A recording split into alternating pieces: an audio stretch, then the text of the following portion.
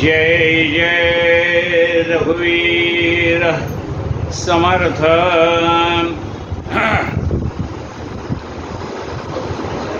गणेश शारदाश्चैव सद्गुरु सज्जनस्तथा आराध्य दैवतं गुह्यं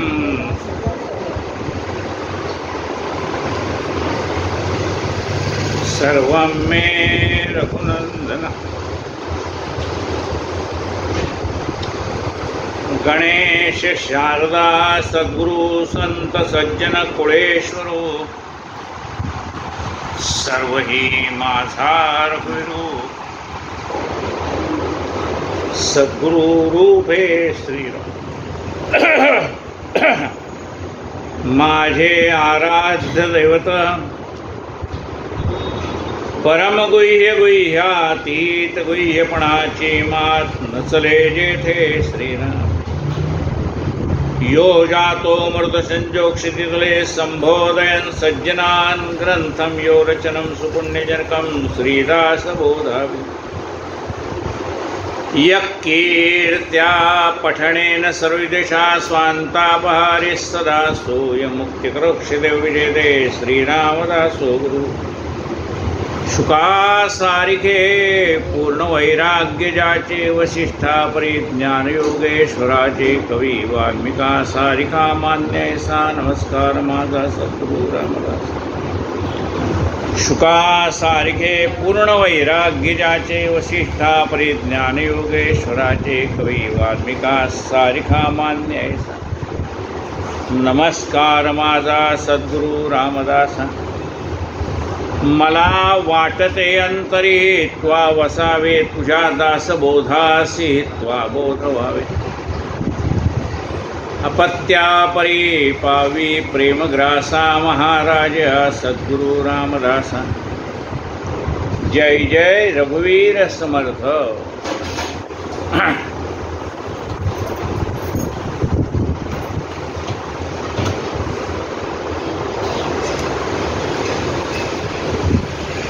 आपण ग्रंथराज दासबोध या विषयावरती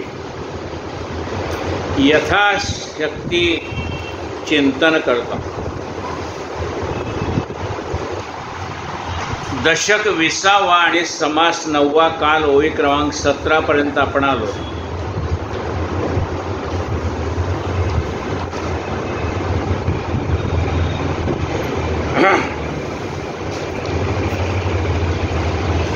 शेवटच्या 2 ओळ्या वाचतो कालच्यातले। खोट्याचे वाटे जाऊ नये, खोट्याची संगती धरू नये, खोटे संग्रही करू नये काही एक। खोटं बोलणाऱ्या माणसाची संगत करू नये। खोटं आपल्या संग्रहात ठेवू नये। का? खोटे ते खोटेची खोटे, खऱ्यासी तगेनात बालटे,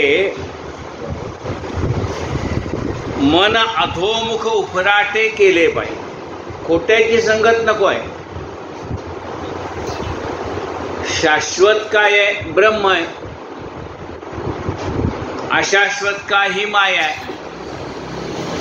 मग ते खरं सांभाळायचंय का खोटं सांभाळायचंय? म्हणून या मायेच्या बंधनात खोट्याच्या बंधनात पडू नका। म्हणले हे लहानपणी सांगितलं तर पटत नाही, पण कधी पटतं? म्हणजे डोक्यावरचे केस पांढरे झाले की पटतं। म्हणजे साधारण वयाची 60-70 झाली की मग कळायला लागतं। काय कळायला लागतं? खरं कळायला लागतं। आतापर्यंत खोट्याचा अभ्यास केला, त्याचा काही उपयोग झाला नाही। आयुष्य ओघळून मी रिक्तास्त आहे असं झालं। त्यावेळेला कळलं खरं काय आहे।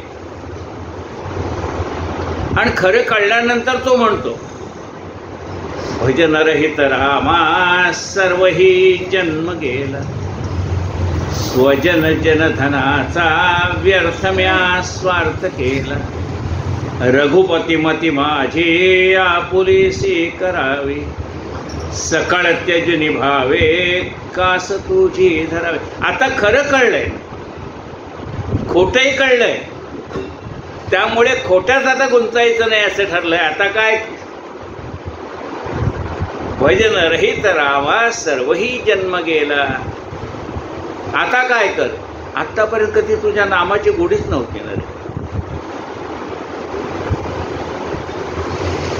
रघुपती मती माझी आपुलेसी करावी. हे भगवंता, आता माझं मन तुझ्या चरणी स्थिर झालं पाहिजे असं काहीतरी कर. मग तो करतोच आहे. आता त्याच्याकडे मन लागायचं. आपणच प्रार्थना केली, देवा आता माझं मन तुझ्याकडे लागू दे. मग ज्याच्यामध्ये आपलं मन गुंतलं ती माणसं आपल्याशी असं वागतात की त्यातलं मन आपोआप बाहेर पडतं. काय म्हटलंय पा, मन अधोमुख उफराटे केले पाहिजे. मन जे अधोमुख आहे म्हणजे विषयामध्ये, या मायेमध्ये गुंतलेलं आहे, त्याला उफराटे केले पाहिजे. म्हणजे पुन्हा मुळाकडे जायला पाहिजे, परब्रह्म तत्वाकडे आपलं मन नेलं पाहिजे. या विषयातनं गुंतलेलं मन म्हणजे अधोगती म्हणजे विषय, या विषय वासनेमध्ये गुंतलेलं मन त्यातनं काढून परमात्मा तत्वाकडे लावलं पाहिजे, आजच्या विषयाकडे होतं.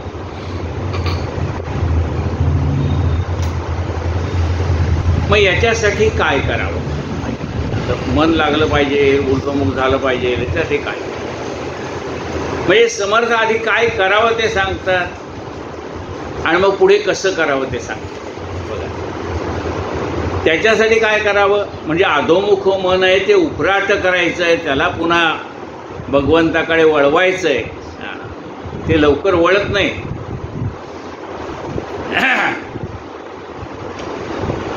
कृष्ण म्हणला, अरे त्या गायी वळवा.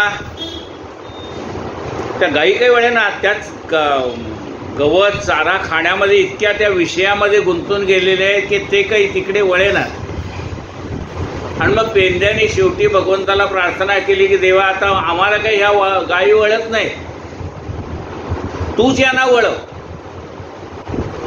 कृष्णा थमाल रे थमाल, आपुल्या गायी आम्हाला त्या वळत नाहीत. मग कृष्णाने बासरी वाजवल्याबरोबर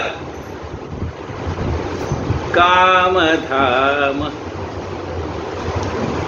संसार विसरली, हरे भजनी रंगली. राधिका हरे भजनी रंगली. भगवंत, मग ते मन भगवंताचा आवाज आला की कामधाम संसार विसरले, त्याच्यामध्ये गुंतलेलं मन निघालं आणि म्हणते माझं आता मन देवा आता तुझ्याकडेच लागलंय. मग त्याच्यासाठी अध्यात्म श्रवण करावं. अध्यात्म श्रवण करीत जावे म्हणजे सकळ काही फावे. अध्यात्माचं श्रवण केल्यानंतर मग मन उफराट कसं करायचं, ऊर्ध्वगतीला कसं न्यायचं ते कळेल. म्हणजे सकळ काही फावे, नाना प्रकारीचे गोवे तुटून जाती. मनामध्ये नाना प्रकारच्या आशंका आहेत, शंका आहेत, त्या नाहीशा होऊन जातात. मग म्हणाले हे त्या गुंत्यात गुंतलेलं मन कसं निघायचं? गुंत्यात गुंतुनी हा पाय माझा मोकळा. आता गुंत्यातनं पाय काढायचं कसं? मग ते सांगतात कसा काढायचा ते पण समर्थ सांगतात. आपला पाय गुंत्यात गुंतलाय त्याच्यात हे समर्थांना माहिती आहे. मग त्या गुंत्यातनं त्याला त्या मनाला बाहेर कसं काढायचं हे समर्थ सांगतात. काय म्हणताय बघा, सूत गुंतले ते उकलवावे. सुताचा गुंताळा झाला तर हलक्या हाताने त्याला मोकळं करावं लागतं. लोकर आहे समजा, तर ती पुन्हा जर गाठी पडल्या असतील तर हलक्या हाताने त्या गाठी सोडाव्या लागतात. सूत गुंतले ते उकलवावे, तैसे मन गोवावे. मानत मानत घालावे मुळाकडे. तसं मनाला हलक्या हाताने समजत हळूहळू हळूहळू त्याला त्या भगवंताकडे न्यायचं. म्हणजे आज प्रवचन ऐकलं आणि उद्या लगेच त्यात मोकळं झालं असं नसतं. ते ते हळूहळू हळूहळू मन निघतं, एकदम काही निघत नाही. कारण ते एका जन्मात गुंतलेलं आहे का हो, लक्ष ठेवण्याशी होणी फिरत. तर यातनं आता निघायचं म्हणजे त्याला वेळ लागेल. मग ते हळूहळू त्याला समजत समजत समजत त्याला पुन्हा त्यातलं बाहेर काढायचं आणि भगवंताकडे लावायचंय. सूत गुंतले ते उकलावे तैसे मन गुगवावे, मानत मानत घालावे मुळाकडे श्रीराम. मग म्हणाले ह्या गुंत्यातनं बाहेर कसं, म्हणजे गुंता कशाचं झालंय ते तर सांगा, मग गुंत्यातनं बाहेर कसं पडायचं ते बघू. सकळ काही कालवले, एकत्र काला झालाय म्हणाले. सकळ काही कालवले, त्या सकळांचे सकळ झाले, शरीरी विभागले सकळ काही. ते सगळं एकत्र गुंता झालाय, ते सगळे शरीरामध्ये. मूळ माया आहे, पंचमहाभूत आहेत, अष्टधा प्रकृती आहे, सगळं आहे. त्याचा हा काला केलाय, कर्दम केलाय, त्याचं हे शरीर बनलेलं आहे. मग त्यातनं एक एक एक एक एक एक वस्तू बाजूला काढायची. मग म्हणले कशी काढायची, म्हणले याला काय म्हणतात नाक. मग त्याला सांगितलं नाक म्हणजे तू आहे का, म्हणले नाही हे माझं नाक आहे, हे माझे कान आहेत. मग आता तुला कळलं ना, नाक म्हणजे तू नाही, कान म्हणजे तू नाही. मग म्हणले शरीर म्हणजे तू आहे का, म्हणले नाही शरीर म्हणजे सुद्धा मी नाही. असा त्याला एकेकातनं बाहेर काढायचंय. अरे शरीर म्हणजे तू नाही. बरं म्हणले मन म्हणजे तू आहेस का, नाही माझ्या मनाला असं वाटलं. बरं बुद्धी म्हणजे तू आहे का, नाही माझ्या बुद्धीला असं वाटलं. मन बुद्धी चित्त अहंकार तू आहेस का, नाही. मग असं त्याला हळूहळू हळूहळू त्यातनं काढायचंय. तुला जे वाटतं हे सगळं मीच आहे, ते तू आहेस का बाबा, नाही. आणि मग हे सगळं शरीर जड आहे. मग जड शरीर म्हणजे तू आहेस का, नाही म्हणले माझं शरीर आहे, शरीर म्हणजे मी नाही, माझं शरीर. मग तुझं हे शरीर चालवतं कोण बाबा. अशा रीतीने त्यात जे गुंता झालेला आहे त्यातनं त्याला हळूहळू हळूहळू हलक्या हाताने बाहेर काढायचं. मग सांगायचं हे म्हणजे तू काय, नाही मग तू कोण आहे बाबा. चिदानंद रूपा शिवोहम शिवोहम. काय सकळ काही कालवले, त्या सकळाचे सकळ झाले, शरीरी विभागले सकळ काही श्रीराम. काय ते तेथेची पाहावे, कैसे ते येथेची शोधावे, सूक्ष्माचे 14 नावे येथेची समजावे श्रीराम. काय ते सगळे इथंच समजून घ्या. या शरीरामध्येच ते परब्रह्म आहे. जाणीव आणि नेणीव प्रकृती आणि पुरुष इथेच आहेत. तो याच ब्रह्माला 14 नावाने आपण ओळखतो.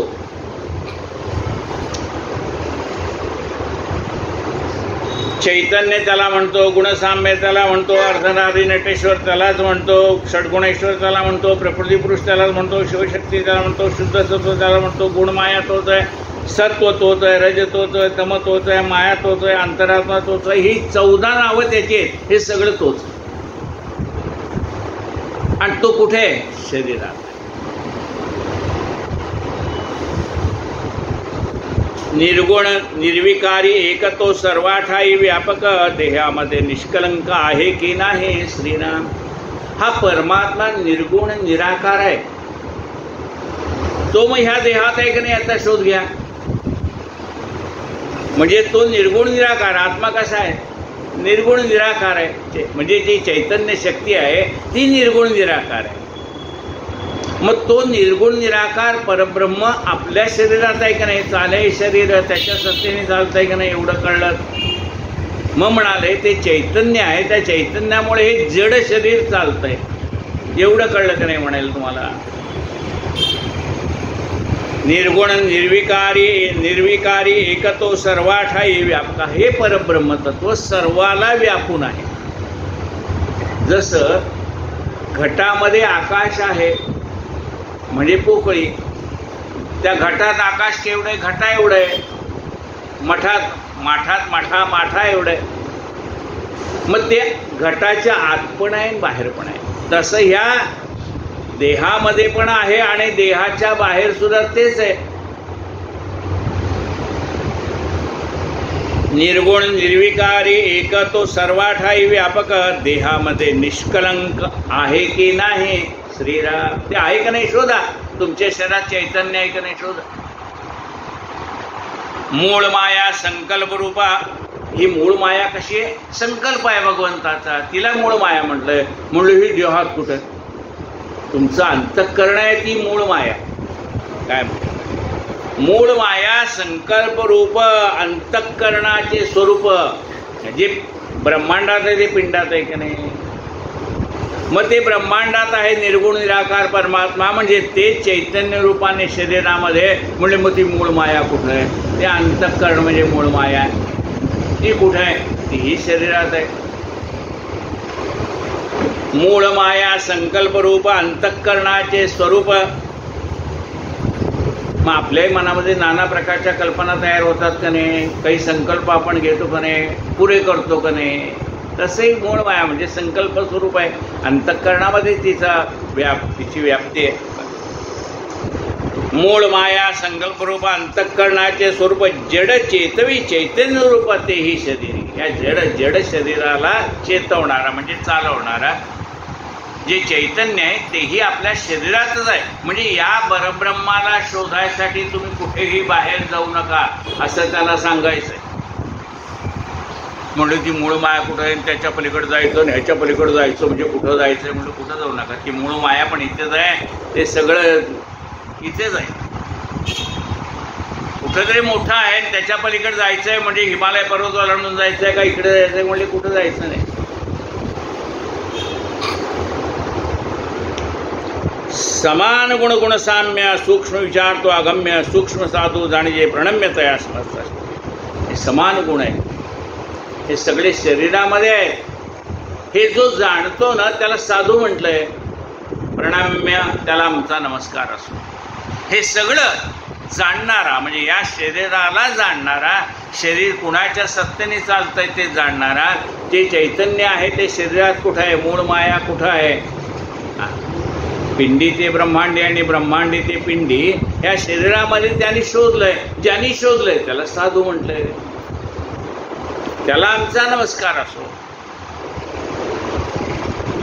द्विधा भासते शरीर वामांग दक्षिणांग विचार, तो चार्धनारे नटेश्वर पिंडी ओळखावा श्रीराम. तिथे ब्रह्मांडात काय आहे, अर्धनारी नटेश्वर. शंकराचं रूप पाहिलं ना, अर्ध शरीराचं आणि अर्धे पार्वतीचं आहे, शिव आणि पार्वती. तसं म्हणाले या शरीरामध्ये सुद्धा दोन भाग आहेत. आता त्यांच्यात दोन भाग आहेत का, नाही आहेत, पण ते कळावेत म्हणून ते दोन भाग दाखवले. तसं शरीरामध्ये डावं शरीर उजवं शरीर असे काही भाग आहेत का, नाही, पण कळण्यासाठी याला डावं शरीर म्हणलं, याला उजवं शरीर असं म्हणलं. हे डावं शरीर आणि हे उजवं शरीर मिळून एकच आहे, त्याला अर्धनारी नटेश्वर म्हणताय. प्रकृती आणि पुरुष, तोची प्रकृती पुरुष जाणीजे, त्यालाच काय म्हटलंय, शिव शक्ती ओळखीजे, षड्गुण ऐश्वर्य बोलीजे, दया कर्दमासी श्रीराम. वायू तत्व आहे आणि जाणीव आहे, तेच शिव आणि शक्ती अशी त्यांची नाव आहे. तयासीज म्हणजे महत्त्व, जेथे त्रिगुणाचे गूढत्व, अर्धमात्रा शुद्धसत्व गुणक्षोभिणी श्रीराम. ही सगळी मूळ माया गुणक्षोभिणी अर्धमात्रा ती सगळी या शरीरातच आहे. कारण हे शरीर चालतं ते त्रिगुणाने चालतं. त्रिगुणे चालते शरीर प्रत्यक्ष दिसतो विचार, मुळीच्या कर्दमाचे शरीर ऐसे जाणावे श्रीराम. मूळ हे शरीर असं आहे आणि ह्या जड शरीराला चेतवणारा चालवणारा ते चैतन्य. मन माया आणि जीव हाही दिसतो स्वभाव, 14 नावा अभिप्राव पिंडी भावा. मन म्हणजे काय, माया म्हणजे काय, जीव म्हणजे काय, हे सगळे शरीरातच आहे. त्याला नावं फक्त वेगवेगळी दिलेली आहे. पिंड पडता उघेची जाते म्हणजे हे शरीर जे ह्या नाना प्रकारच्या तत्वाने निर्माण झालेले आहे. पंचमहाभूत आहे, पंचप्राण आहे, पंच उपप्राण आहे, पंच ज्ञानेंद्रिय आहेत, पंच कर्मेंद्रिय आहेत, मन बुद्धी चित्त अहंकार, या सगळ्या गोष्टींनी बनलेलं हे शरीर त्याला जड शरीर असं म्हणतात. म्हणजे त्या जड शरीरात शेवटी काय होतं? शेवटी जड झाले ओझे टाकून गेला. शरीर ठेवलं इथं आणि गेला. कोण? ते परब्रह्म तत्व कुठं जात आहे? फक्त या शरीरातला आत्मा जातोय, पण ते चैतन्य तसंच आहे. हे शरीर निर्माण होण्यापूर्वी पण इथेच होतं, शरीर निर्माण झाल्यानंतर शरीरातही तेच आहे, बाहेरही तेच आहे, आणि हे शरीरात इथे पडलं तर ते मात्र तसंच राहणार आहे. काय म्हणते? पिंड पडता अवघेची जाते परंतु परब्रह्म राहते, शाश्वत समजून मग ते दृढ धरावे श्रीराम. मग शाश्वत काय आहे? हे शरीर आहे का परब्रह्म तत्व आहे? म्हणजे परब्रह्म तत्व. मग ते परब्रह्म तत्व शाश्वत आहे म्हणून त्याचा आश्रय करा, त्याला पक्क धरून ठेवा. परंतु परब्रह्म पिंड पडता अवघेची जाते परंतु परब्रह्म राहते, शाश्वत समजून मग ते दृढ धरावे श्रीराम. म्हणजे समजा आत्ता तुम्ही इथं खुर्चीवर येऊन बसला, त्याच्या आधी इथं आकाश आहे की नाही? आहे. म्हणजे पोकळे, आकाश म्हणजे पोकळे आहेत. तुम्ही येऊन बसलात तरी आहे की नाही? आणि तुम्ही इथून प्रवचन झाल्यानंतर घरी गेलात तरी आकाश राहणार आहे की? आपण येण्याच्या आधी आहे, आपण असताना हे आहे, आणि आपण निघून गेलो तरी राहणार आहे. ते शाश्वत आहे, ते परब्रह्म. इति श्री दासबोधे ऋषी धर्मादे सूक्ष्म निर्वणाम समास्म श्रीराम समर्थ श्रीराम. श्री कृष्ण गोविंद.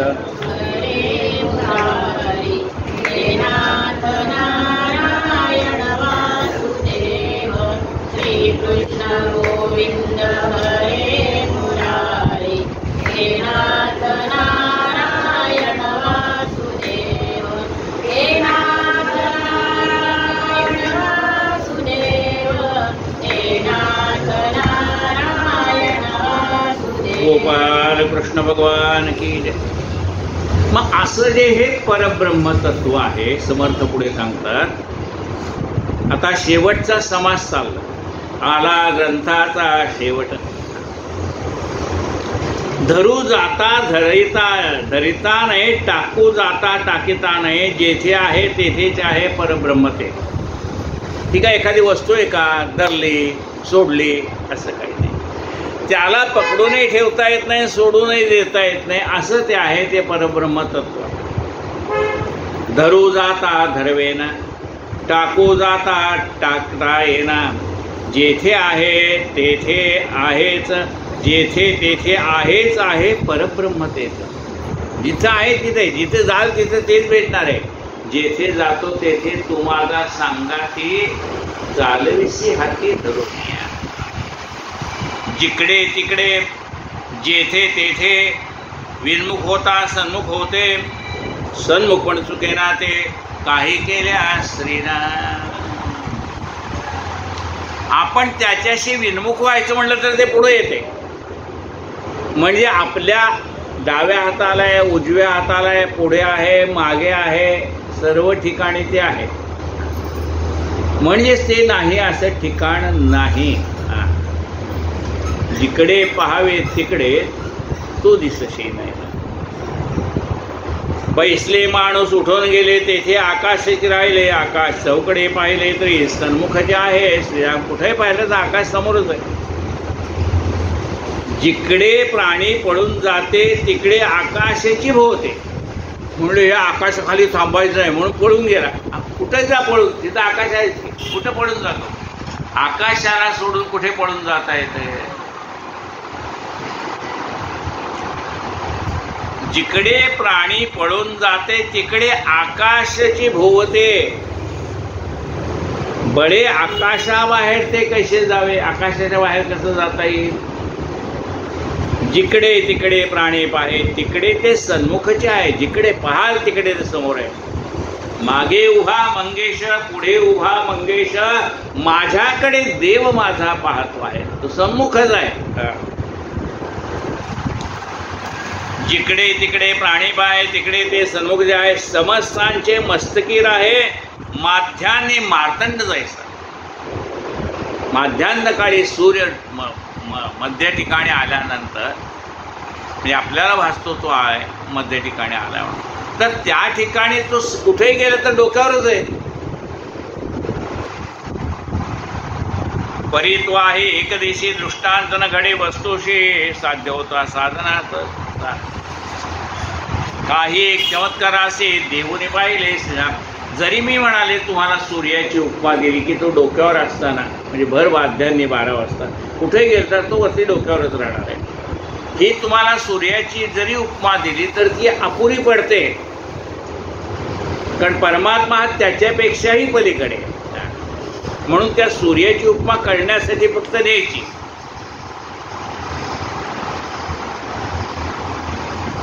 द्वितीयेचा चंद्र दिसावा म्हणून ते झाड दाखवलंय.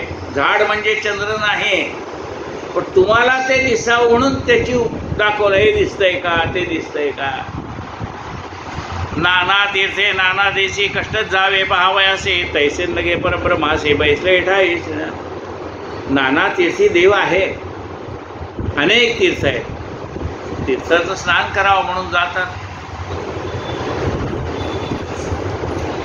12 ज्योतिर्लिंग पाहायला जातात, बद्रीनाथला जातात, केदारनाथला जातात, सगळीकडे जातात. तिथे देव नाही का, आहेच की. जर तो सर्वत्र भरलेला आहे तर तिथे पण आहे. नाना तीर्थे नाना देशी कष्टत जावे पहावया. तिथं जायचं म्हणजे कष्ट आहे.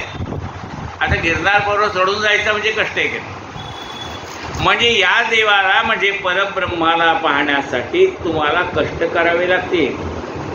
एवढ्या तीर्थयात्रेला जायचे अगदी रिझर्वेशन जरी तुम्ही काढलं तरी इथून स्टेशनपर्यंत जायला पाहिजे का नाही.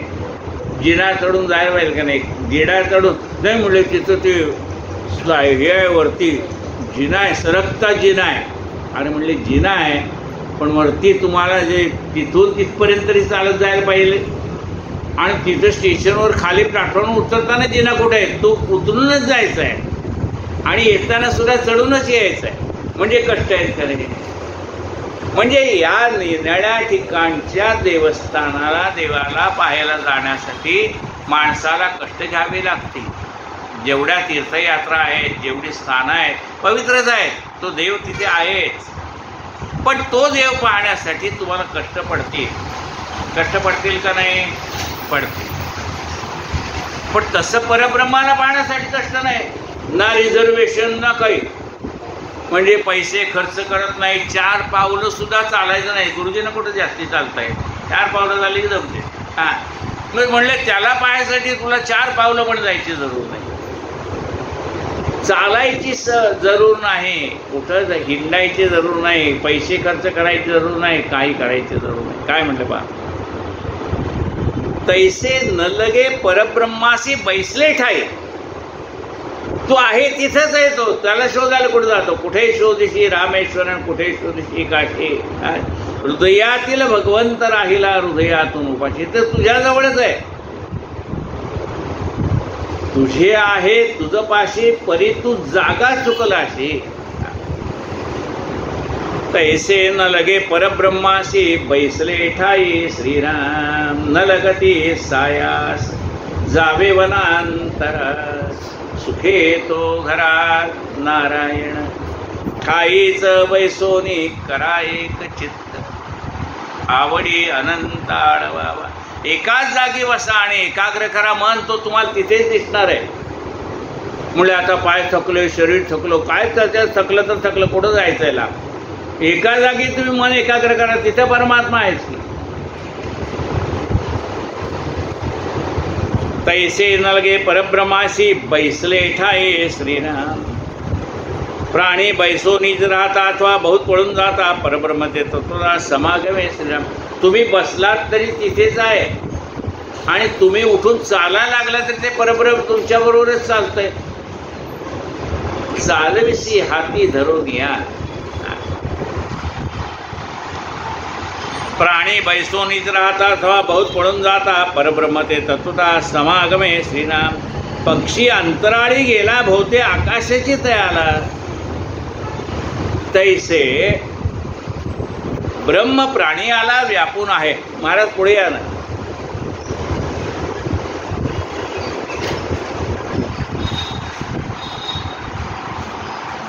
अहो भाग्य बसा तिथं नाही, तिकडे या जरा पुढे या. हा म्हणजे हवा पण लागेल.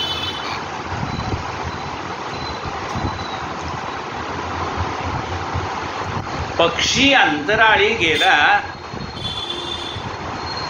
होते आकाशाची तयाला, तैसे ब्रह्म प्राणियाला व्यापून आहे.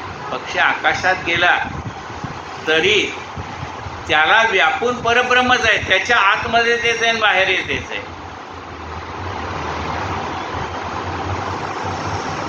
हा पेला आहे, त्याच्यात पाणी घातलं तर काय म्हणू आपण? पेल्यात पाणी आहे.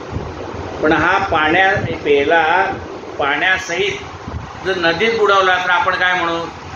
पेल्यातही पाणी आहे आणि पेल्याच्या बाहेर सुद्धा पाणीच आहे. तसं हे परब्रह्म शरीरामध्ये सुद्धा आहे आणि शरीराच्या बाहेर सुद्धा आहे.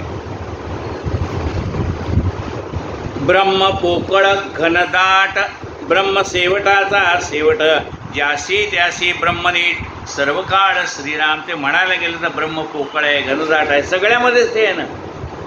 या जड दिसणाऱ्या या लाकडामध्ये सुद्धा ते आहे, चैतन्य रूपाने वास करतो. म्हणजे लाकडात आहे, जमिनीत आहे, कशावरनं? या जमिनीवरनं तुम्ही एखादी वस्तू ओढत न्या तर आपल्या अंगावर कोणीतरी खराट ओढतंय असं वाटतं. का वाटतं बरं? त्यात नाही ते काय जमीन आहे, त्याल्यावरनं काय टेबल ओढत आणलं तर आपण हे ओढू नको बाबा, उचलून नाही का?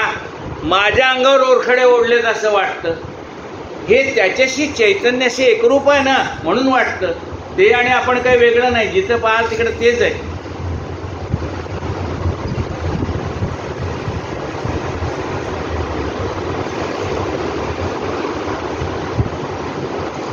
दृश्य सभाय अद्य अंतरे ब्रह्म दाटले ब्रह्मांडोदरी. अरे त्या विमलाची सरी कोणास द्यावी? ते परब्रह्म सगळ्याला व्यापून आहे, विमल आहे म्हणजे शुद्ध आहे, त्याच्यात भेसळ काही नाही. अहो माणसाचं मन शुद्धच असतं. ते लहान मुलं आहे, आपण काय म्हणतो निरागस आहे, म्हणजे काय शुद्ध आहे काय मन त्याचं. मग त्याला अशुद्ध कोण करतो? आम्हीच करतो ना. ते लहान पोरगाव घाल लगेच सांगतो, शेजारी सांगतो, आई आज माहिती का आमच्या आईने आज लाडू केले, आमच्या आईने जिलबी केली, आमच्या आईने. हे कोणाला सांगायचं नाही. हे कोण सांगतं? आम्ही त्याच्या मनामध्ये जे शुद्ध आहे ना त्याच्यात टाकत जातो. फोन आला काय सांगू? बाबा घरात नाही म्हणून सांग. ते खोटं बोलायला कोण शिकवतो? आम्हीच शिकवतो. अरे आज शाळेत जाऊ नको, बाईने विचारलं काय सांगू? पोटात दुखतं म्हणून सांग. कोण सांगा?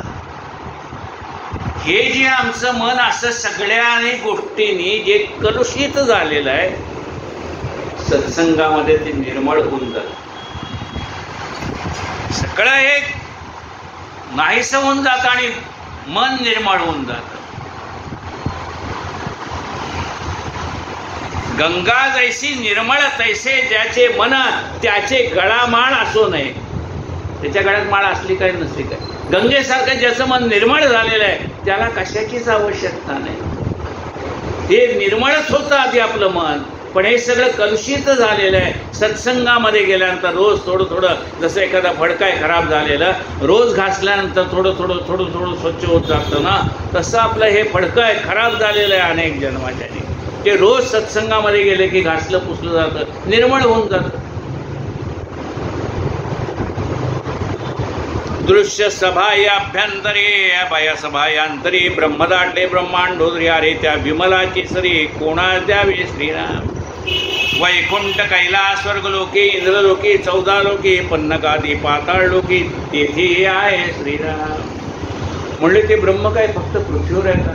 नाही म्हणले. वैकुंठात गेला तरी आहे, कैलास पर्वतावर गेला तरी आहे, सत्यलोकाला गेला तरी आहे. जेवढी चतुर्दश भुवन आहेत त्या सगळ्या चतुर्दश भुवनाला व्यापून ते परब्रह्म उरलेलं आहे.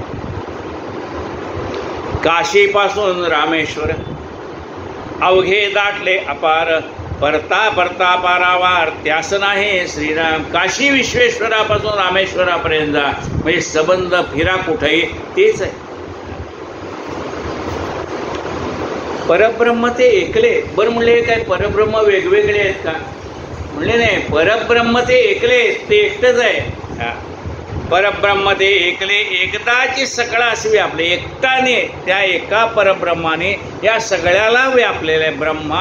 ब्रह्मांडालाही व्यापलेलं आहे आणि ह्या पिंडाला पण व्यापलेलं आहे. परब्रह्म ते एकले एकदाचे सकळास व्यापले. सकळास स्पर्श राहिले. सकळा ठाई सगळ्याला त्याचा स्पर्श होतोय. आता हे बाहेर आहे ना, हवेचा स्पर्श झाला म्हणजे त्याचा स्पर्श झाला. परब्रह्म पावसे भिजेना अथवा चिखलाने भरेना. पुरामध्ये परिवाहेना पुरा समागमे श्रीराम. परब्रह्म आहे कुठे? या पावसात सुद्धा आहे. पण म्हणले पावसाने भिजतं का? नाही भिजत. पुरामध्ये पुराबरोबर होऊन जातं का? म्हणले नाही. नैनं छिंदन ते शस्त्राणी नैनं दहती पावका नैजैनं क्लेदेन तापोन शोषयति मात. एक सरे सन्मुख विन्मुख वाम सव्य दोहीकडे एक अर्धो प्राणी सगळीक व्यापून आहे श्रीराम. एकाच वेळेला ते समोर पण आहे, पाठीमागे आहे, डाव्या बाजूला आहे, उजव्या बाजूला आहे. एकाच वेळेला त्यांनी सर्व व्यापलेलं आहे. एक सरे सन्मुख विन्मुख वाम सव्य दोहीकडे एक ऊर्ध्व प्राणी सगळीक व्यापून आहे श्रीराम. आकाशाचा डोहो भरला कदापि नाही उचंबळला. असंभाव्य पसरला जिकडे तिकडे. हा आकाशाचा डोहो सगळीकडे ओतप्रोत व्यापून राहिलेला आहे. एक जिन्सी गगन उदास जेथे नाही दृश्यभास भासेवी निराभास परब्रह्म ते जाणावे श्रीराम. गगन कसं आहे? उदास आहे. या आकाशामध्येच ढग आले तरी ते तसंच आहे. प्रचंड असं वावटळ झालं आणि सगळी धूळ आकाशात गेली. पण ते वावटळ आकाशात गेलं, माती सगळी आकाशात गेली म्हणून म्हणले मलिन झालं का? म्हणले नाही, ते तसंच आहे. विजेचा कडकडाट झाला म्हणले आकाश जळून गेलं का? नाही म्हणले. म्हणजे हे सगळं आकाशातच होत आहे, पण आकाश त्याच्यापासून उदास आहे.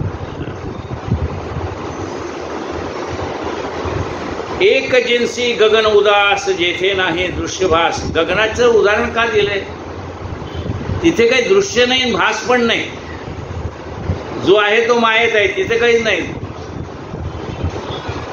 एक जिन्सी गगन उदास जेथे नाही दृश्यभास भासे निराभास परब्रह्म जाणावे श्रीराम. त्याला कुठला भास नाही, काही नाही. आपल्याला जे दिसतं आणि भासतं, काय म्हणते? दिसतं आणि भासत ते काय आहे? दिसे भासते ते सारे विश्व नाशिवंत. ते सगळं विश्व नाशिवंत. जे जे दिसतं आणि जे जे भासतं ते सगळं नाशिवंत आहे. ते दिसत नाही आणि भासत नाही. काय म्हणते? पण भासे विण निराभास परब्रह्म जाणावे श्रीराम. संत साधू महान भावा देवदानव मानवा ब्रह्म सकळाशी विसावा विश्रांती ठाव श्रीराम. मग संत असो, साधू संत असोत, महान भाव असो, देव असो, मानव असो, या सगळ्यांना विश्रांतीचं ठिकाण म्हणजे परब्रह्म आहे. त्यांना विश्रांती कुठे आहे? त्या परब्रह्माजवळ आहे. आता कुठे जावे मन तुझे चरण देखील. त्याचं चरण पाहिल्यानंतर मग बाकी पाहण्यासारखं काही शिल्लकच राहिलं नाही. कोणेकडे शेवटा जावे कोणेकडे काय पावे असंभाव्य ते नेमावे. काय म्हणून हे श्रीराम? कुणीकडे जायचंय? शेवटच नाही त्याला. कुठं जाणार त्याला शोधायला? स्थूळ नव्हे सूक्ष्म नव्हे काही एकासारख्या नव्हे. ज्ञानदृष्टी विण नव्हे समाधान. ते स्थूळ नाही सूक्ष्म नाही एकासारखं नाही. त्याला एकासारखं नाही म्हणजे त्याला उपमा देण्यासारखी दुसरी वस्तूच नाही. म्हणलं आता हे जाणायचं कसं? हा प्रश्न आहे का? ज्ञान दृष्टीविन हे समाधान. ज्ञानाची दृष्टी आल्याशिवाय ते दिसत नाही. काय? परब्रह्म. बाकी सृष्टी दिसतेच आहे ना. ही पाहण्यासाठी चर्मचक्षु भगवंतांनी दिलेलेच आहे. पण त्या परब्रह्माला पाहिजे तर ज्ञानदृष्टी पाहिजे. म्हणजे हे असं ज्ञान कुठल्या मार्केटमध्ये मिळतं? A to Z मध्ये गेला. म्हणले तुमच्याकडे काय मिळतं? म्हणले आमच्याकडे मूल जन्माला येण्याच्या आधीपासून ते नंतरचं म्हणजे डोहाळ जेवणापासून ते 13व्यापर्यंत सगळं काही मिळतं A to Z. म्हणले ते ज्ञान मिळतं का तुमच्याकडे? ज्या ज्ञानाने परब्रह्म परमात्मा प्राप्त होतं नाही. म्हणलं तेवढं मिळत नाही. म्हणलं ते कुठं मिळतं? ते ज्ञान बैगा भरवे जरी मनी आथी आणावे तरी साधू संता या रिगावे शरण. त्या संतांना शरण निघावं. तनु मनु जीवे चरणाशी लागावे आणि अगर्वता करावे दास्य सकट. ते ज्ञान पाहिजे असेल ना संतांना, ते ज्ञान पैगा भरवे जरी मनी आथी आणावे तरी संता या भजावे सर्वस्वीसी. मग ते असं ज्ञानाचा बोध करतो जेणे मन संकल्प विकल्पा नाही. मनाचा स्वभाव काय हो? संकल्प आणि विकल्प. काहीतरी मनात चांगलं वाईट येतच राहणार आहे. पण ते संत आपल्याला अशा ज्ञानाचा बोध करतील की ज्या वेळेस त्या ज्ञानाने आपलं मन शांत होईल. मनामध्ये संकल्पही नसणार आणि विकल्पही नसणार. म्हणजे संकल्प नाही विकल्प नाही अशी अवस्था म्हणजे काय? ठेविले अनंते तैसेची राहावे चित्ती असू द्यावे समाधान. मग संकल्प नाही विकल्प नाही. जो होता है भले के लिए, हो रहा है भले लिए, होगा भले के लिए. आपल्याला काय करायचंय? सगळं जर त्याच्या इच्छेने चाललंय तर आपल्या इच्छेला विचारत नाही कोण? त्याच्या इच्छेत आपली इच्छा. देव ठेवील तैसे राहावे. देवाच्या इच्छेने वर्तावे. देव ठेवील तैसे राहावे. मग सहजची स्वभावे कृपाळू देव. तो द्यायला लागला की किती देतो? पुरे पुरे पुरे आता देव देता विटेची ना. नको नको म्हणलं ते मागे लावतोय. टाकीता लावे तो मागे. देव दाताची झाला. पण खरा भक्त कोण? भक्त तो घेईना काही देवे त्रैलोक्य दिधले. तो म्हणतो मला यातलं काहीच नको आहे. मग म्हणलं तुला काय पाहिजे? देवे त्रैलोक. आता त्रैलोक्य तुला द्यायला तयार आहे. मग तुला काय पाहिजे? भक्त असे त्याविणे नाही तयासी भक्त दुर्लभ. तो म्हणतो देवा मला तुझ्याशिवाय काहीच नको आहे. तयासी त्याविणे नाही आणि तयासी भक्त दुर्लभ. असा भक्त त्याला दुर्मिळ आहे जो त्याच्याशिवाय काही मागत नाही. असा भक्त दुर्मिळ आहे.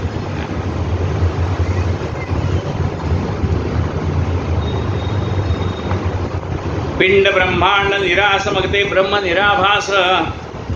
येथून तेथुरे अवकाश भकास रूप श्रीराम. सर्व ठिकाणी तेच. ब्रह्म व्यापक हे तो खरे दृश्य आहे तो हे उत्तरे. व्यापक हे व्यापे विण कोण्या प्रकारे व्यापक म्हणावे श्रीराम. ब्रह्म व्यापक आहे खरं आहे. तो व्याप त्याने केलाय म्हणून व्यापक आहे.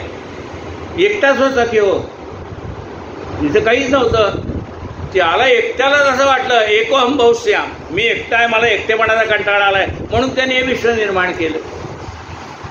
एकटेपणाचा कंटाळा आला म्हणून तर निर्माण केलं ना त्याने.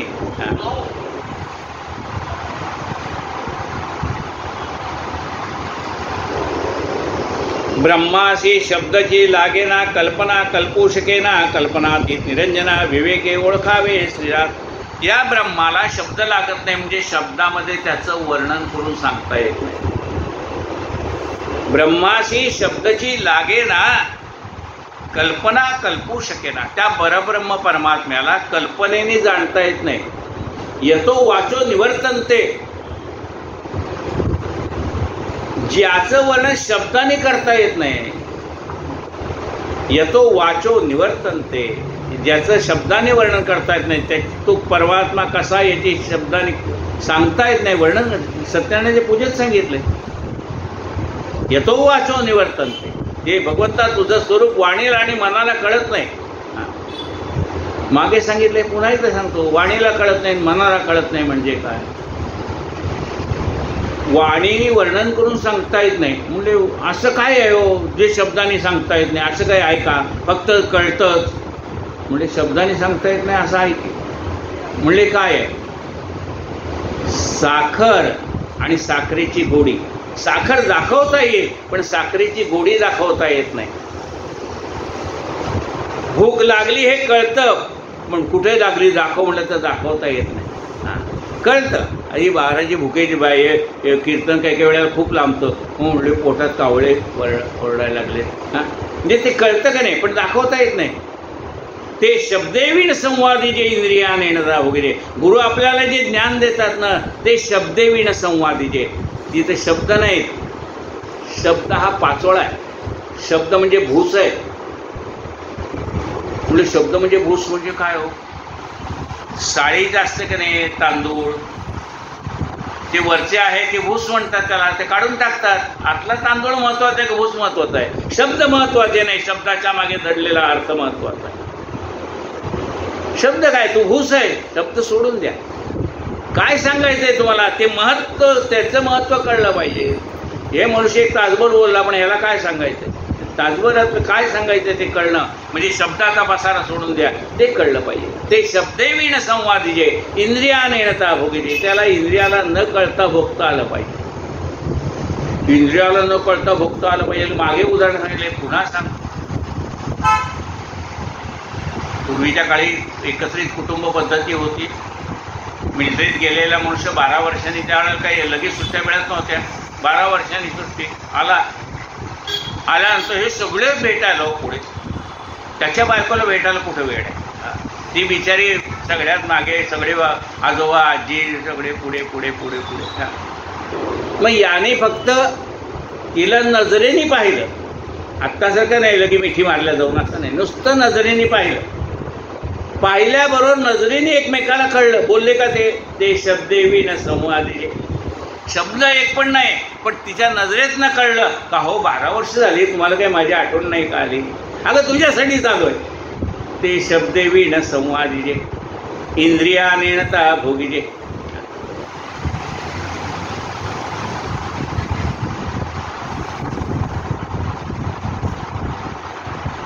ब्रह्माशी शब्दाची न लागे ना, कल्पना कल्पू शकेना. कल्पनातीत निरंजना, हे कल्पनातीत निरंजन असणारा, निर्गुण असणारा परमात्मा विवेके ओळखावा, विवेकाने ओळखायचा. विवेक म्हणजे सारासार, सार काय असार काय, शाश्वत काय अशाश्वत काय, हे कळणं म्हणजे विवेक. शुद्ध सार श्रवण, शुद्ध प्रत्ययाचे मनना, विज्ञाने पाहता उन्मन, सहजेचे होते श्रीराम. शुद्ध सार श्रवण, शुद्ध काय आहे, श्रवण केल्यातलं सार कळणं महत्वाचं आहे. आधी काय म्हटलंय, आधी काय करायला पाहिजे, श्रवण करायला पाहिजे, मग मनन करायला पाहिजे, मग चिंतन करायला पाहिजे, मग निधिध्यास झाला पाहिजे, मग आत्मसाक्षात्कार तेव्हा होतो. श्रवण, मनन, चिंतन, निधिध्यास आणि मग आत्मसाक्षात्कार. कल्पनातीत निरंजना, विवेके ओळखावे श्रीराम. शुद्ध सार श्रवण, शुद्ध प्रत्ययाचे मनना, विज्ञाने पाहता उन्मन, सहजचे होते श्रीराम. शुद्ध सार श्रवण, त्या श्रवणातलं सार आपल्याला कळलं पाहिजे, त्याचा मनन केलं पाहिजे. विज्ञान म्हणजे विशेष ज्ञान प्राप्त होतं. परमात्म्याला जाणणं याला विशेष ज्ञान म्हटलंय. बाकीचे आहे 14 विद्या, संसाराची कळा या प्रपंचासाठी आवश्यक आहेत. भगवंताला जाणायचं म्हणजे काय, जाणं नाही, आपणास हे आपण या नावं ज्ञान. आपल्या आत्मस्वरूपाला ओळखणं याला ज्ञान म्हणलेलं आहे. झाले साधनाचे फळ, संसार झाला सफळ. संसार झाला सफळ, निर्गुण ब्रह्मते निश्चळ, अंतरे बिंबले श्रीराम. साधन फळाला आलं म्हणाले. जी साधना केली परमेश्वराच्या प्राप्तीसाठी, जी साधना केली ती आता सफळ संपूर्ण. काय झाले, झाले साधनाचे फळ, संसार झाला सफळ, निर्गुण ब्रह्मते निश्चळ, अंतरी बिंबले श्रीराम. संसार सफळ झाला म्हणजे जन्माला आल्याचं सार्थक झालं. संसार झाला सफळ. काय झालंय, निर्गुण ब्रह्मते निश्चळ, अंतरी बिंबले श्रीराम. ते निर्गुण निराकार असणारं जे परब्रह्म आहे तेच माझ्या शरीरात चैतन्य रूपाने वास करतंय, हे मला कळलंय. झाले साधनाचे फळ, त्याच्यासाठी साधना केली त्या परब्रह्माला भेटण्यासाठी. आणि मग कळलं की हे शरीरातलं जे चैतन्य किंवा विश्वाला चालवणारं जे चैतन्य तेच परब्रह्म आहे, हे मला कळलं. झालं, माझी साधना फळाला आली. झाले साधनाचे फळ संसार झाला सफळ निर्गुण ब्रह्म ते निश्चळ अंतरी बिंबले श्रीराम. निर्गुण ब्रह्म आहे ते निश्चळ आहे, ते कुठे जात नाही आणि येत नाही, हे अंतरी बिंबले मनात पक्क ठसलंय. आता सदा संचला येतना जात काही, सदा आहे कुठे येत नाही आणि जात नाही, ते निश्चळ परब्रह्म आहे, हे बिंबले अंतरी मनात पक्क झालं. आता काय झालं? हिशेब झाला मायेचा. आता ह्या मायेचा हिशोब संपला, हिशेब झाला मायेचा, झाला निवाडा तत्वांचा. माया म्हणजे काय ते कळलं, शाश्वत काय कळलं, अशाश्वत काय कळलं, माया आहे ती कळलं, आणि झाला निवाडा तत्वांचा. शरीर हे किती तत्वाने बनलेलं आहे ते मला कळलं. पंचमहाभूत, पंचप्राण, उपपंच उपप्राण, त्यानंतर ज्ञानेंद्रिय 5, कर्मेंद्रिय 5, मन बुद्धी चित्त अहंकार, या सगळ्यांनी तयार झालेल्या, ह्या तत्वाने तयार झालेल्या या तत्वांचा मला बोध झाला. हे शरीर हे जे कर्दमय हा जो पिंड आहे हा इतक्या तत्वाने बनलेला आहे हे मला कळलं. आणि एवढं सगळं असलं तर हा जड देह आहे हेही मला कळलं. मग हा जड देह चालतो कशाने तेही मला कळलं. चाले हे शरीर कोणाचे सत्ते, कोण बोलवी ते हरिवी. स्वप्नी जे जे देखले ते ते जागृती सोडाले. स्वप्नामध्ये घाबरलो होतो म्हणाले मी. स्वप्नी जे जे देखले मुळे भय इथले संपत नाही असं वाटत होतं स्वप्नामध्ये, पण जागा झाल्यानंतर ते भय उडवून गेले. आता ते भय शिल्लकच राहिलं नाही, जागा झाला, स्वप्नातलं भय नाहीसं झालं. अज्ञानात भय होतं, ज्ञानामध्ये भय नाही. स्वप्ने जे जे देखले ते ते जागृती सोडाले, सहजचे अनिर्वाच्य झाले बोलताने श्रीराम. म्हणले तुम्ही घाबरला होता ते आता तुमचं सगळं भय गेलं, हे शब्दात वर्णन करून सांगा. ते म्हणले हे भय निघून गेलेलं शब्दात वर्णन करून सांगता येत नाही, ते कळतं.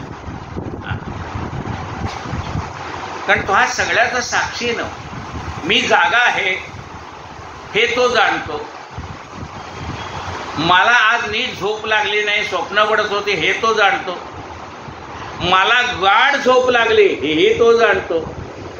मला स्वप्न पडलं हेही तो जाणतो. असा जो साक्षीभूत परमात्मा आहे तो मला कळला, तो जाणतोय सगळं. स्वप्ने जे जे देखले ते ते जागृत सोडाले, सहजचे अनिर्वाच्य झाले बोलताने श्रीराम.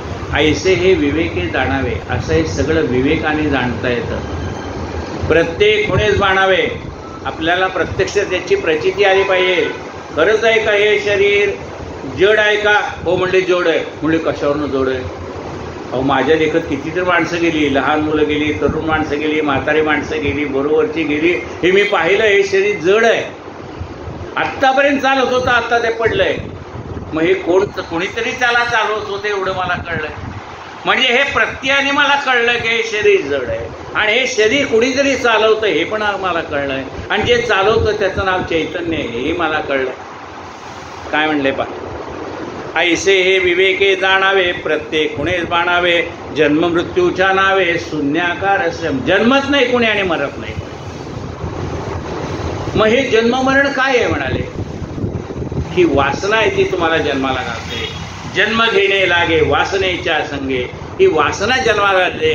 ते आता चाललंय ना कशक्रिया पिंड काय पितृपनोडा उद्या समाप्ती येते. म्हणजे मग तो जो हा आहे कावळा तो कशाला स्पर्श करतो? म्हणजे त्या माणसा जो वासनात्मक देह आहे त्याला तो स्पर्श करतो आणि मग त्याचा उद्धार होऊन जातो. मग वासना ही त्याच्या भोवती गुंडाळलेली असते. तो वासनात्मक देह शिल्लक राहिलेला असतो. वासनात्मक देह कधी शिल्लक राहिलो? वासना शिल्लक आहे की तो वासनात्मक देह शिल्लक राहिला ना. ज्याची सगळी वासना संपून गेलेली आहे, विषय तो त्यांचा झाला नारायण. ज्याचा विषय हा परमात्मा झालेला आहे त्याची वासना काय शिल्लक राहील? काही शिल्लक राहणार नाही. ऐसे विवेके जाणावे प्रत्येक खुणेच मानावे जन्म मृत्यूच्या नावे शून्याकार श्रीराम. जन्म मृत्यूच्या नावे शून्याकार. जन्माला कोणी येत नाही, जात नाही. येतो तो वासनात्मक देह पुन्हा पुन्हा पुन्हा पुन्हा येतो. ज्ञान प्राप्त झाल्यानंतर जन्म मरण न. जन्म मरण नको देवा नको एरसार. व्यर्थ ऐहिकाचा देवा व्यर्थ वडीवर. मग हा जन्म मरणाचा फेरा चुकायचा आहे म्हणून तर सद्गुरूला शरण जायचंय. भक्ताची निस्साभिमाने कृपा केली दाशरथीने समर्थ कृपेची वचने तो हा दास बोध श्रीराम. रामरायाने माझ्यावर कृपा केली. भक्ताची निस्साभिमाने. राम दास समर्थ स्वतःला रामाचा दास म्हणून घ्यायचे. बघा आरती कोणाची केली? गणपतीची. सुख करता दुःखार्ता वार्ता विघ्नाची. आणि शेवटी मी रामाचा दास आहे विसरलं नाही. दास रामाचा वाटपा हे सदना.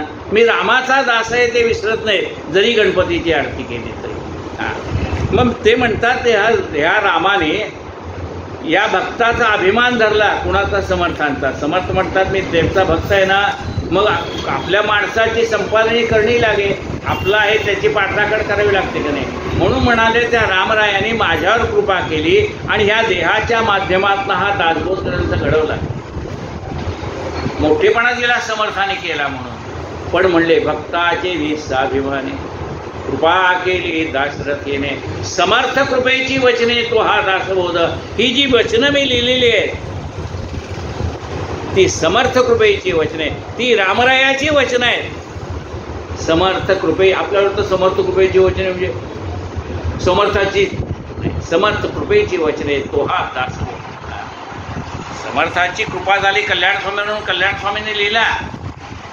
पण समर्थाची कृपा म्हणजे रामरायाची कृपा झाली आणि म्हणून माझ्याकडनं हा दासबोध ग्रंथ झाला असं समर्थ म्हणतात.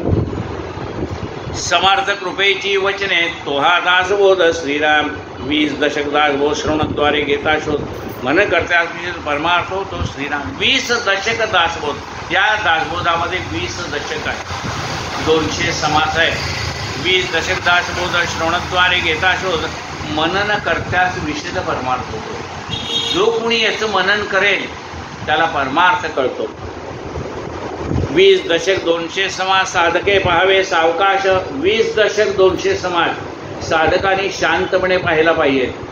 नाहीतर आम्ही कसं वाचतो झाले साधना जेवढे संसार झाला तेवढे गुणमध्ये निष्ठा अंतरी एवढे हिशोब झाला पाहिजे झाला निवाडा साध्य होता साधनाचा नाव हे कधी कळायचं तुला. तू वाचतो की तुला कळत नाही लोकांना कधी कळेल. म्हणून म्हणलंय साधके पहावे सावकाश विवर्ता विशेषा विशेष कळो लागे. जसजसं तुम्ही वाचत जाल ना तसतसं तुम्हाला कळत जाईल. ग्रंथाचे करावे स्तोत्र. म्हणलं दासबोध ग्रंथ किती चांगला आहे. म्हणजे कशाला त्याची स्तुती करायची. ग्रंथाचे करावे स्तवना. स्तवनाचे काय प्रयोजन येथे प्रत्ययास कारण प्रत्यय उपहावास राम. म्हणजे ग्रंथाची स्तुती करण्यापेक्षा हा ग्रंथ वाचल्यानंतर जे काही तुम्हाला अनुभव आला तो महत्वाचा आहे. देह काय कळलं या ग्रंथ वाचून? देहे तवपाचा भूताचा. देह हा पंचमहाभूताचा एवढं कळलं. देहे तवपाचा भूताचा. पण या पंचमहाभूतात्मक देहाला चालवणारा कर्ता आत्मा तेथीचा. या देहाला चालवणारा आत्मा आहे. कर्ता आत्मा तेथीचा. आणि कवित्व प्रकार मनुष्याच्या कशावर रे? सगळं हे देह पंचमहाभूताचं चालवणारा तो परमात्मा. म्हणजे माझं काय आहे? तुम्ही म्हणता काव्य समर्थाने केलं पण माझं काय म्हणाले? हे सगळं कर्तृत्व त्याचंच आहे. देहे तवपाचा भूताचा कर्ता आत्मा तेथीचा आणि कवित्व प्रकार मनुष्याचा कशावरून श्रीराम. सकळ करणे जगदीशाचे आणि कवित्वाची काय मनुष्याचे. सगळंच परमात्मा करतो. तिथे मी काव्य केलं असं तरी कसं म्हणू. सकळ करणे हे जगदीशाचे आणि कवित्वाचे काय मनुष्याचे. ऐशा अप्रमाण बोलण्याचे काय घ्यावे श्राम. असं अप्रमाण बोलून कसं चालेल. सकळ देहाचा झाडा केला तत्व समुदाय उडाला तेथे कोण्या पदार्थाला आपले म्हणावे. सगळ्या देहाचा झाडा केला तेव्हा मला कळलं ह्यातलं माझं काहीच नाही. नाक म्हणजे मी नाही, कान म्हणजे मी नाही, सगळं कळलं. देह म्हणजे मी नाही कळलं. म्हणजे यातलं मी काहीच नाही. चिदानंद रूप शिवहम शिवम हे कळलं. सकळ देहाचा झाडा केला तत्व समुदाय उडाला, तेथे कोण्या पदार्थाला आपुले म्हणावे श्रीराम. ऐसी ही विचाराची कामे, उगेच भ्रमो नये भ्रमे, जगदीश्वरी अनुक्रमे सकळ केले. इति श्री दासबोधे गुरुशी संवादे विमळ ब्रह्मनिर्गुण नाम समास दशम. श्रीराम समर्थ श्रीराम. महाराजांनी बरोबर 6:30 संपवलं. हे एवढा दासबोध हा जो आज आपण यूट्यूबला पाहतोय, हा आमच्या मिसेसची कल्पना आहे. मीना ताठेने मला सुचवलं की म्हणले तुम्ही दासबोधावर प्रवचन करा आणि तीही यूट्यूबवर करा. तर यूट्यूबवर केल्यामुळे काय झालं, ती कायम राहिली. एरवी आपण प्रवचन करतो विसरून जातं, हवेत विरून जातं, पण ते आता शब्दबद्ध झालं आहे, कायम राहिले काय. आणि ते त्याचं म्हणजे मूळ निमित्त मात्र तिने सांगितलं की करा आणि म्हणून केलं आहे, त्यामुळे ते राहिलं आहे. 200 समास या ठिकाणी आता या यूट्यूबला कायमचे राहिलेले आहेत. कधीही उघडून एखादं पुस्तक उघडून वाचावं तसं ते आहे. आणि त्यामुळे हे सगळं रामरायाला करून घ्यायचं होतं. आमच्या घरी 1904 पासून राम उपासना आहे. त्या रामरायाची कृपा आहे. आमच्या वाडवडिलांनी रामसेवा केली, त्यांच्या पुण्याईचं फळ म्हणून माझ्याकडनं ही समर्थ सेवा घडली. समर्थाने करून घेतली, गजानन महाराजांनी करून घेतली, या परमात्म्याने करून घेतली. आणि त्यातलं श्रेय काय तर त्याचं त्याला आहे. एकदा एकाने विचारलं संत तुकाराम महाराजांना की म्हणले का हो तुम्ही कीर्तन किती सुंदर केलं. संत तुकाराम महाराज म्हणतात की